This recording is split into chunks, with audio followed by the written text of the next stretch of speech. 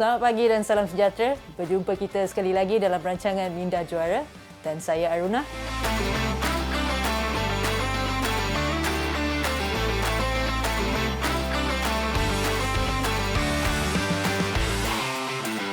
Jom kita ke episod hari ini.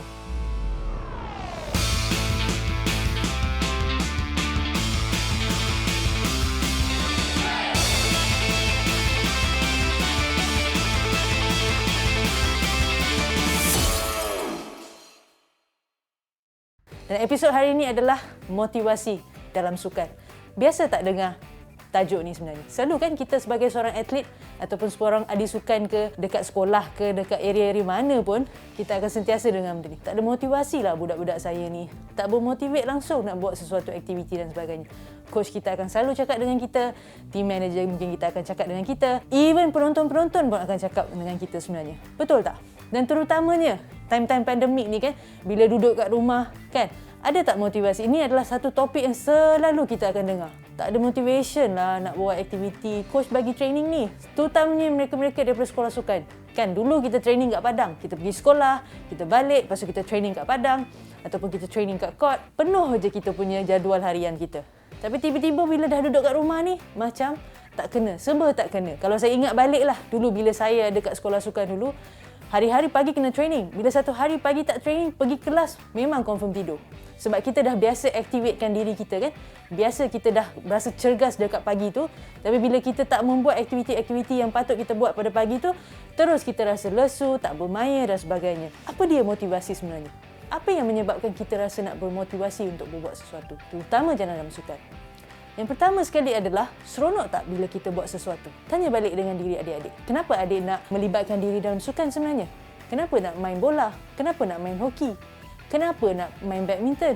Padahal pagi, petang, siang, malam kena training, penat dan sebagainya. Kan tak cukup masa untuk rehat, terkejar sana, terkejar sini, tak dapat nak lepak dengan kawan-kawan.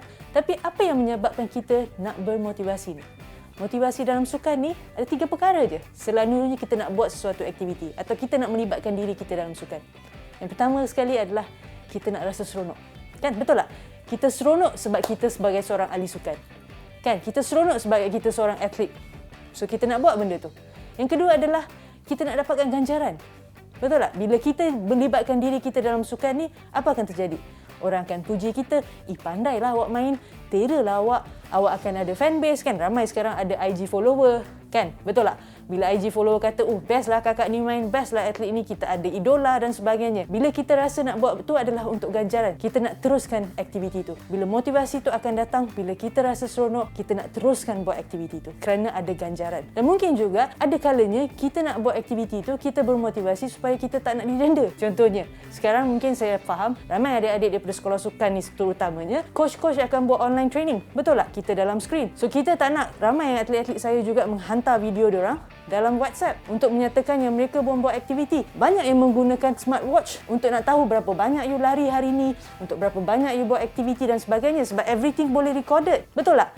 So ini mungkin salah satu motivasi kita untuk tidak mahu didenda. Tapi motivasi yang paling yang kita hilang sekarang adalah kita tak ada support daripada kawan-kawan.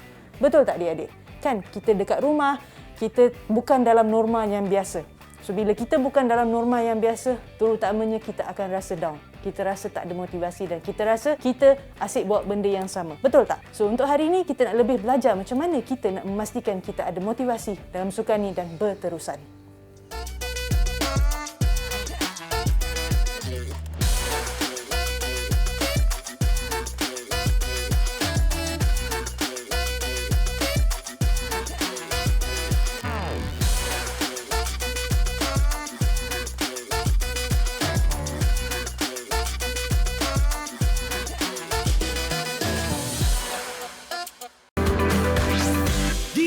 TV KPM.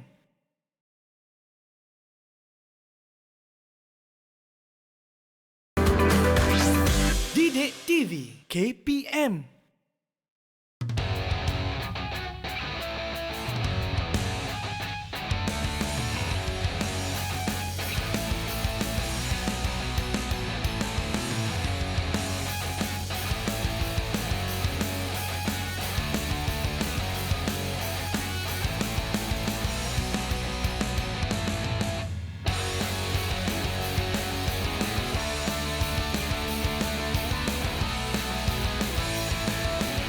Okey, tadi kita dah tahu kan kenapa kita mungkin tak bermotivasi. Dan untuk sekarang, kita nak tahu tips-tips macam mana kita nak teruskan motivasi dalam time-time pandemik. So, kita ada 5 perkara yang kita nak tengok. Selalunya saya akan banyak bagi tips kan. Saya rasa ini akan membantu adik-adik untuk nak dapat follow. Secara saya hanya bercerita, tetapi tips-tips ini dan saya percaya di mana kita akan tengok apa yang kita boleh buat dan apa yang kita boleh kawal. Yang pertama sekali adalah hala tuju. Saya asyik terangkan pasal benda ni kan. Hala tuju. Apa matlamat adik nak buat aktiviti tu? Contoh, sekarang adik ada kat rumah kan untuk pandemik. Adik-adik yang atlet daripada sekolah sukan, negeri ke, negara ke, atlet daripada sekolah ke, tak kisahlah anda atlet daripada mana. Apa yang hala tuju anda? Ke mana anda nak pergi? Of course, kita tak ada competition. MSSM mungkin tak akan berlaku pada tahun ini. Atau siapa yang dah ada MSSM, tahniah, dah habis. Tapi MSSM mungkin tak akan berlaku, kejohanan-kejohanan sekolah mungkin tak berlaku dan sebagainya. Tapi apa hala tuju kita? Balik kepada basic. Mungkin time ini kita nak gunakan untuk meningkatkan tahap fizikal kita. Kita nak gunakan time ni untuk meningkatkan tahap kecergasan minda kita juga. Alright? Yang pertama, hala tuju. Yang kedua adalah di mana intensity. Kita nak tengok intensity training tu. Betul tak? Bila kita rasa nak bermotivasi, maksudnya intensity training tu kena mencukupi. Kalau setakat hanya buat 10 push up, 10 sit up, rasa cukup tak intensity adik tu? Kalau adik memang boleh buat 30, 40, tiba-tiba intensity untuk latihan tu sangat kurang. Alah, sekadar buat sahaja. Maksudnya automatik adik takkan ada motivasi. Sebab apa? Benda tu tak mencabar pun. Tak menyeronokkan pun. Yang ketiga adalah kegigihan kita. Kenapa kita nak buat benda tu? Betul tak? Asyik-asyik kita asyik tanya, kenapa kita nak buat benda ni? Kenapa kita nak buat aktiviti ni? Contohnya, tanya dengan diri sendiri. Maksudnya kita nak pasti gigih buat aktiviti tu. Kita nak konsisten buat aktiviti tu. Alright? Dan yang keempat adalah tindakan berterusan untuk bermotivasi. Jangan buat hari ni, esok tak buat, lusa buat balik. Tulat tak buat, contohnya. Sentiasa kena berterusan. Sebab kita nak rasa seronok. Kalau adik rasa seronok buat aktiviti tu, buat. Adik rasa dapat ganjaran, buat. Itu yang penting. Dan yang kelima adalah untuk kita nak menunjukkan prestasi kita. Betul tak? Time-time pandemik ni, inilah waktu terbaik untuk kita nak meningkatkan fitness kita contohnya. Buatlah aktiviti yang di mana kita boleh menggunakan body weight. Betul tak? Tak ada banyak equipment kat rumah, tak ada kawasan untuk nak lari. Kita boleh gunakan body weight kita untuk nak menaikkan fizikal kita. So, rasa seronok tak? Rasa tercabar tak? Mungkin adik-adik rasa bosan. Alamak, asyik kena buat seorang je kan? Apa kata kita video call? Apa kata kita Google Meet? Banyak teknologi sekarang ni kan? Untuk kita bersama-sama dan kita kata, okey, hari ni saya nak challenge 40. Berapa banyak engkau boleh buat? Contohnya kita tanya dengan kawan-kawan.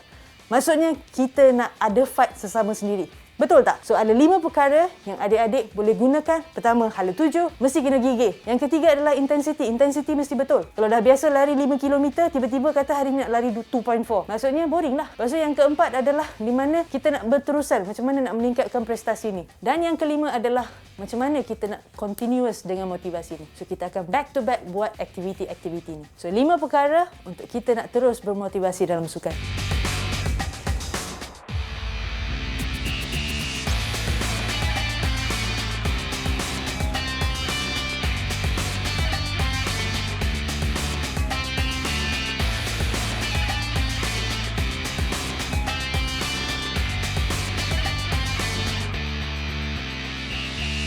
Tadi kita dah tahu dah macam mana cara-cara kita nak bermotivasi dalam sukan kan. At least kita nak push diri kita untuk rasa seronok, rasa tercabar dan kita nak buat perkara tu. Dalam motivasi ni sebenarnya kita ada 2 perkara atau 2 motivasi yang selalu adik-adik dah biasa dengar. Apa itu sebenarnya? Boleh teka? Yang pertama adalah motivasi extrinsic dan yang kedua adalah motivasi intrinsic. Apa tu extrinsic dan intrinsic? Motivasi extrinsic ni adalah motivasi daripada luaran dan intrinsic adalah motivasi daripada dalaman. Apa tu motivasi dalaman dan luaran? Pernah dengar tak?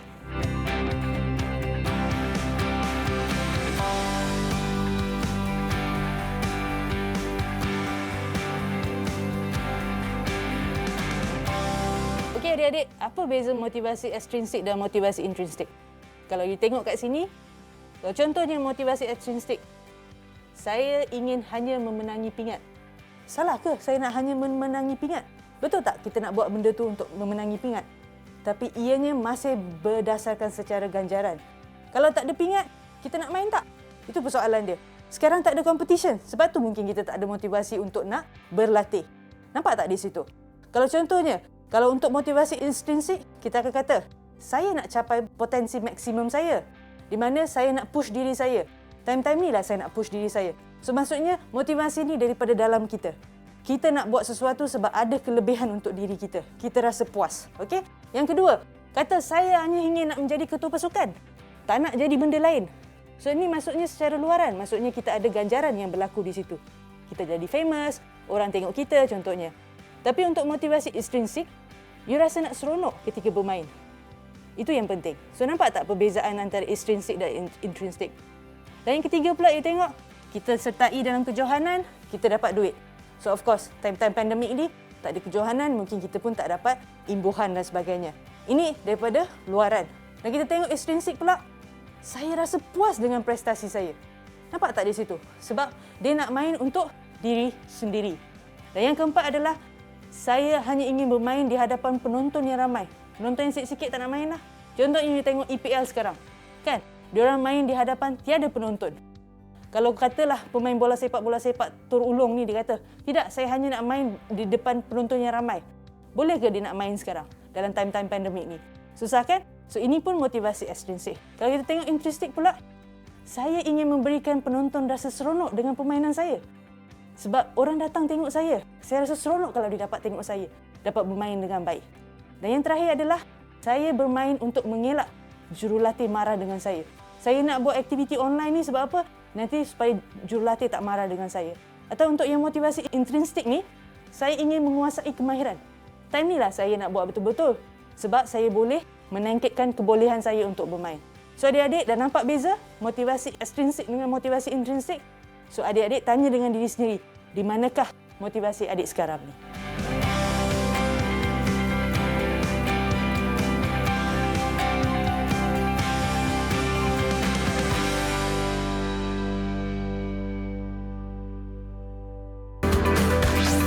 Didik TV KPM.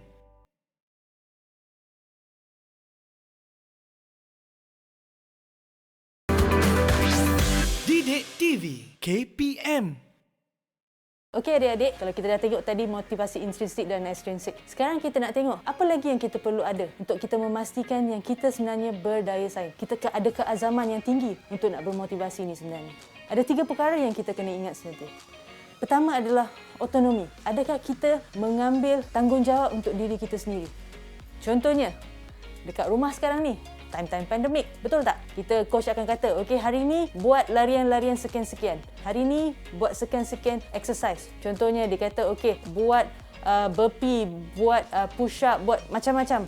Dia akan kata, okey hari ni make sure yang you drill bola. You buat aktiviti untuk sepak bola, untuk buat hoki dan sebagainya. Dia dah ada bagi jadual untuk anda. Adakah anda bertanggungjawab untuk buat planning sendiri? Pukul berapa nak kena bangun? Sebab coach dah bagi kepercayaan pada adik.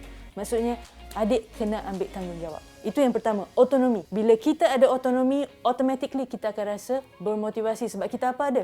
Kita akan ada jadual untuk kita ikut. Betul kan? Bila kita dah ada jadual, maksudnya kita kata, okey besok pagi nak bangun, kita kena buat ni dan sebagainya. Daripada bangun pagi, tak tahu nak buat apa. So, lagilah kita akan macam melengah-lengahkan masa. Betul kan? So, autonomi itu sangat penting. Yang kedua adalah, kita panggil competent. Adakah kita competent enough? Tanya dengan diri kita sendiri. Adakah saya seorang pemain bola jaring? Adakah saya pemain bola sepak? Adakah saya pemain badminton? Adakah saya pemain squash? Adakah pemain apa sahaja? Adakah saya competent? Adakah saya kompeten untuk nak mengetahui segala skill yang kita ada? Itu yang penting. Alright? Kita nak tahu sama ada kita kompeten ke tak dalam sukan tu. So, bila kita kompeten, terutamanya bila kita dah diberikan autonomi, kita dah diberikan kepercayaan, kita bertanggungjawab pada diri kita sendiri.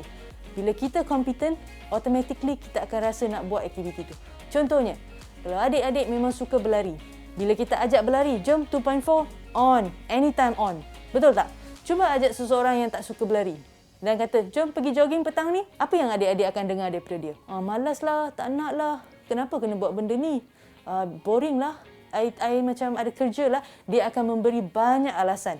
Nampak tak di situ kenapa dia memberi banyak alasan? Kerana dia tak suka benda itu. Dia tak rasa selesa. Dia belum kompeten untuk membuat larian tu sebenarnya. Cuba kita kata berajak seseorang yang pandai main badminton. Dia kata, jom kita pergi main badminton. Dia akan on all the time.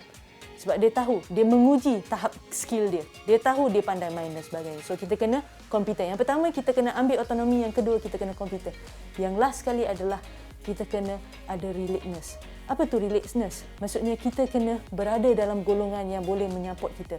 Daripada coach kita, daripada team manager kita, daripada ibu bapa kita, daripada rakan-rakan kita, sebagainya. Ramai di mana yang kita boleh berkongsi pengalaman kita, berkongsi ilmu kita, kita boleh bertanya, kita boleh tanya doubt, kan? Kita sangsi, kita tanya dan sebagainya. Kita kena createkan benda ni. Bila ada 3 perkara ni, selain daripada apa yang saya maksudkan tadi, motivasi akan automatically akan naik.